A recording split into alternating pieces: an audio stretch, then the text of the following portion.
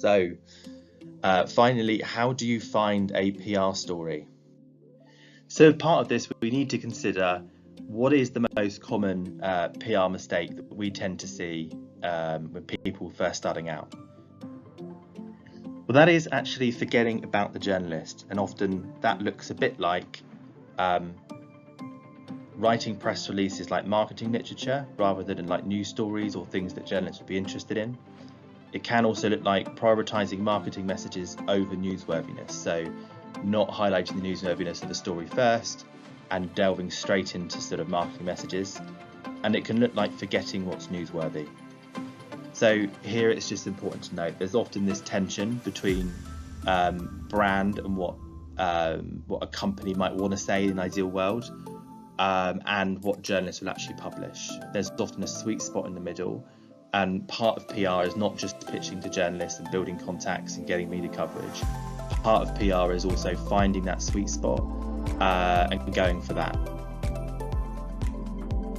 So as part of that, we just need to note here then that PR is unique in the marketing mix, and that there's a journalist gatekeeper, and they control what's in the article or whether the article goes ahead at all. So for many other types of marketing, so for example email marketing or advertising or social media, you have total control over the message and the appearance and how it looks, and that might sound obvious, but in PR it's obviously not the case, and therefore there does need to be an element of compromise. And with people that haven't done PR before or are first starting out, it's not uncommon to sort of underestimate that element of it, so it's really important to consider that. It means you can't just say absolutely whatever you like in an article that gets published. That is in ultimate control of the journalist. And it's important to note here that journalists also have a different agenda to you. So they want to please, do things they all want to do. They want to please their boss. They want to drive clicks and engagement, engage their audience. They want to report on genuine news. That's their focus. Their focus isn't your marketing.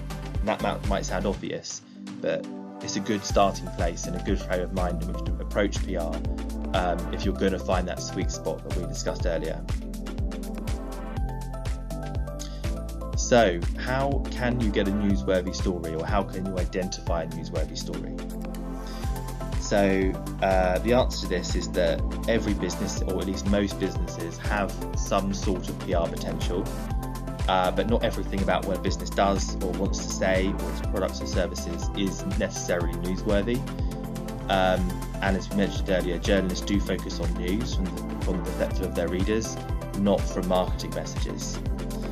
So the trick is to work out how to package what you want to say, or at least how you want to position yourself in a way that's also newsworthy.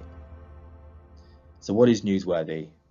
Well, that is a huge question with many different answers, and as with so many things in marketing or SEO and PR in particular, the answer is it hugely depends. It depends on your company, it depends on the industry you're working in, it depends on whether you're a heavyweight that dominates your industry or a tiny startup.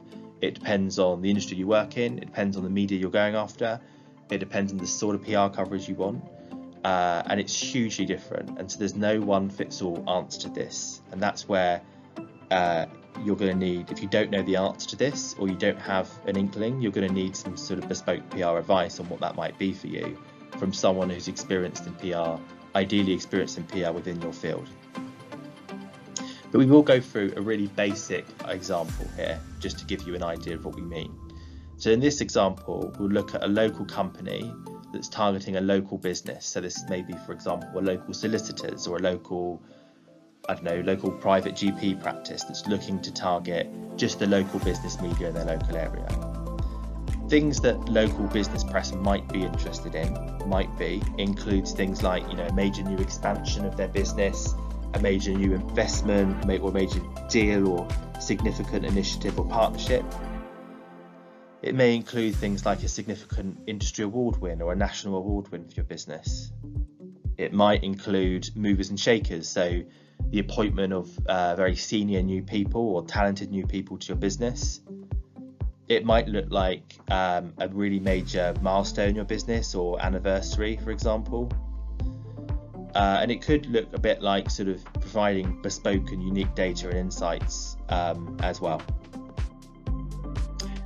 So we're now going to move on to press releases and a bit about what press releases are and how you can get started with writing one. So what is a press release? We go right back to basics here. So essentially a bit of a news article. So it's not like a advertorial, it's not a marketing piece, it is literally a straightforward news article. It's the basis on which journalists build on, so consider it a news article, but realise that it needs to be something a journalist can pick up and edit into a news article in their own style. And it's there to not just be a news article they can use, but fundamentally to illustrate the newsworthiness of the PR story. So that needs to be front of mind. The point of the press release, or a big point of the press release, is to illustrate the newsworthiness of the story as quickly and as immediately as possible. So now we know what a press release is. How do we write a press release if we haven't done that before? Well, the first piece of advice I give you is to start with the information kind of gathering stage, and often it's good to consider what's called the 5 W's. By this we mean what, so what is happening or what has happened, who is involved, what are their job titles, who are the most significant people involved, what are their full names, what are their job titles, why are they relevant, when did it happen, or when is this thing happening, why, what's the purpose of the initiative, of the product, of the event, of the research, where. It won't be relevant in all cases, but if it's an event in particular, where did it happen? And not a W, but finally how. So in some cases it's important to consider that, so note down sort of how it happened as well. Once you've done that, you obviously want to get writing, and the first way I'd approach this is to write this in the style of a news article. So if you haven't written a press release before, pretend you're a journalist when you start writing a press release. And part of that, resist the temptation to promote your product first. So, if you've written marketing literature before and all that, forget all of that. Forget writing marketing literature. Forget writing advertorials. Just think of yourself as a journalist writing a news article. If you haven't done this before, just in the interest of time, we don't have time to go through all of the details on how to write a press release, but you can use ChatGPT to help you with sort of writing the basis of the release that you can then edit. So if you haven't done it before, getting ChatGPT to do it for you could be a really good starting place to sort of fast track this for you, and a bit later on we'll kind of go through how you might want to start doing that. And the other tip as well is to tie in whatever you're writing about to the news agenda. That won't always be relevant. Don't force a tie to the news agenda where it's very tenuous, where it doesn't exist. But if, for example, you're writing about research related to the cost of living crisis, for example, you might want to tie that into recent events that are happening around rising prices or inflation, for example. Something that the media are writing about already, because you're illustrating then that it's topical to what's happening in the news agenda, and that makes it a bit more appealing to journalists. So that's just another note. When you're writing the press release, get to the newsworthy bit as fast as physically possible, and that is both in the headline and in the first paragraph. So your headline needs to be relatively short and direct, and it needs to illustrate in one short sentence the crux of the newsworthiness of that story. And equally, the first paragraph of your press release needs to be relatively short and needs to get directly to the point, needs to get directly to the story.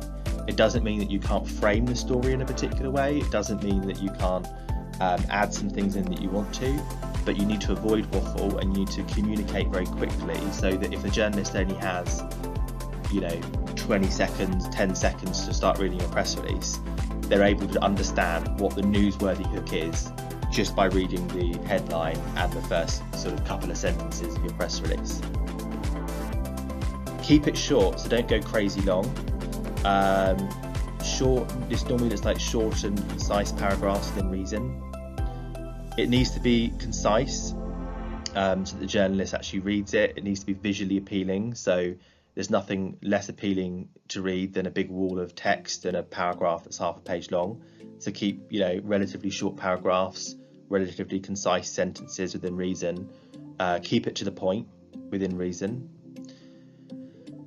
People often say sort of 1 to 1.5 pages is often optimum. That is context dependent, but in the vast majority of cases, you certainly don't want to be going over 2 pages. It needs to be concise, but still comprehensive enough that it's useful to a journalist. So that doesn't mean just writing a press release and then omitting key details from that press release because you've hit a word count. It means including all of the most relevant information in the release, but making sure that you're relatively direct and concise in your language, and that you're not waffling and you're not sort of like going over irrelevant details. So find the most relevant, most newsworthy details and make sure you haven't missed any really key facts. Make sure those are all included, but make it as generally short-ish as you can, but don't do that by omitting key details or having a really weak story. It still needs to be robust and comprehensive enough to be an article that they could run. So on this example, on this slide, we just want to take you through a few reasons or a few of the most common mistakes we see when people are just starting out in writing press releases. And to this end, we've written the most appalling press release we could possibly think of. So we've literally sort of surveyed the most common things that go wrong with press releases, and we've tried to write a really bad press release for our own business just to illustrate this as a bad example. And in the blue boxes on this slide, in the forthcoming slides, we're just sort of mentioning why this is really bad. So the first thing is that this is a really bad press release because it's very difficult to find the news story. So as you can see highlighted here, we only really mention the news story really far down the page. We're not sort of leading with it. It also plugs services and news and goes on about marketing puff and marketing waffle before it sort of gets straight to the crux of the news. As you can see highlighted here, very long sentences and a very confused narrative that jumps around between the page, between different elements of the story. So we're saying this happened, oh, and by the way this happened, and oh, back to that again. It needs to be sort of direct, concise, to the point, have a logical flow, and not crazy long sentences. Vague and missing information, so things like a number of, plenty of, lots of things, those sort of expressions tell the journalist nothing. Be concise, be to the point, provide all the most relevant information, and don't be vague. Overuse of adjectives, or as journalists sometimes call marketing puff. This can look like sort of bigging up something too much. If you, for example, sell a bubble bath product, for example, or a bath bomb, it's fine to add in the odd adjective about how it's luxurious and etc. when you're writing a press release on it, but don't start saying things like revolutionary and this is going to change the world. It will put journalists off, particularly unless you've happen to have a bath bomb that does genuinely change the world, but I've never seen one. So just keep that in mind, not to overclaim, not to overreach, not to over big up, because when you do that, it can turn journalists off and make them less trustworthy of what you're saying elsewhere because they're not stupid. Spelling and grammar. I shouldn't really have to explain this one. Poor typo, spelling and grammar reflects poorly and doesn't provide the journalist with a lot of confidence that they can rely on your story. Poor spacing and no imagery. Again, this should be an obvious one. Looks horrible to read. Not visually appealing to read. Poor spacing, no imagery. On this slide, this is an example of how to do that press release a bit better. So why was that better? Well, it gets the news really quickly. It highlights the relevance of that news story or the newsworthiness to the media. It has a better layout and it's easier to read. It's clearer and has a more direct and concise narrative. It's free of spelling, grammar, and adjectives that are, too many adjectives, so it's sort of professional. It does mention products and services, but only at the very end. We mention our website, we mention who we are, and we sort of quickly check some of the key messages you want to check off within the body of the release, but we're not leading with huge amounts of marketing puff and waffle.